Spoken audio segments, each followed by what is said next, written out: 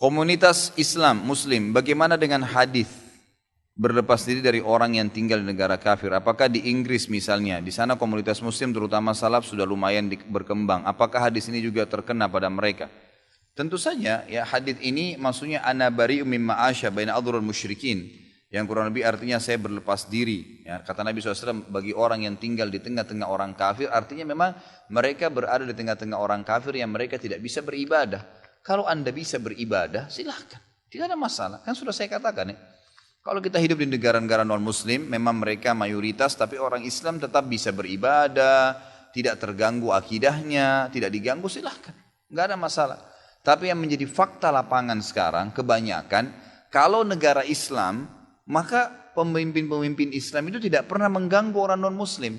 Subhanallah, nggak pernah ada sejarah di dunia raja Islam sengaja membunuh masyarakat kafir yang kafir di negara, nggak pernah. Tapi pemimpin non-muslim yang membunuh orang Islam, masyarakatnya banyak kasusnya, gitu kan? Bukankah sekarang di Angola, di Afrika itu semua masjid dirubuhkan? Semua masjid dirubuhkan sekarang, tidak boleh dianggap Islam agama teroris. Pemimpinnya non-muslim.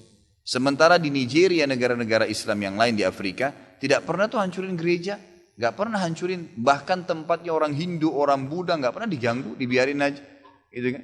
Di zaman Umar bin Khattab, di zaman para sahabat, para tabi'in, ya, para ulama, khalifah-khalifah Islam, tidak pernah mereka merusak tempat-tempat ibadah, dibiarin sambil didakwain, gitu kan? Seperti itu keadaannya. Kalau anda yakin tidak terganggu dari sisi ibadah, bisa saja kita bebas berdakwah, bahkan makin berkembang Islam, silakan. Nabi SAW waktu mengutus Mus'ab bin Umair ke Yaman, ke Madinah, dan di Madinah ternyata mayoritasnya orang muslim tadinya. Kemudian setelah beliau berdakwah ternyata jadi berkembang pesat Islam, bahkan menjadi kekuatan negara Islam nantinya.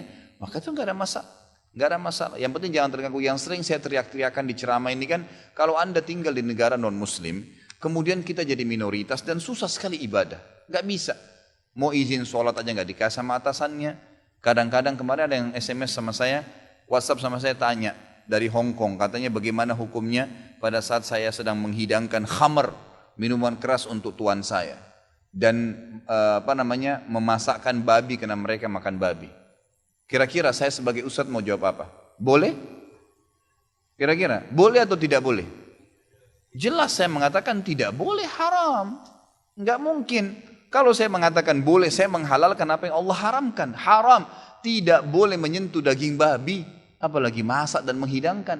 Minuman khamr, apa kata Nabi SAW? Allah melaknat pembelinya, penjualnya, yang mencatat jadi saksi, gitu kan?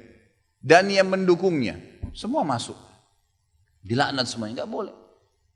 Sayang, apa memang anda nggak bisa bekerja kecuali harus bekerja di tempat-tempat yang haram? Tidak boleh.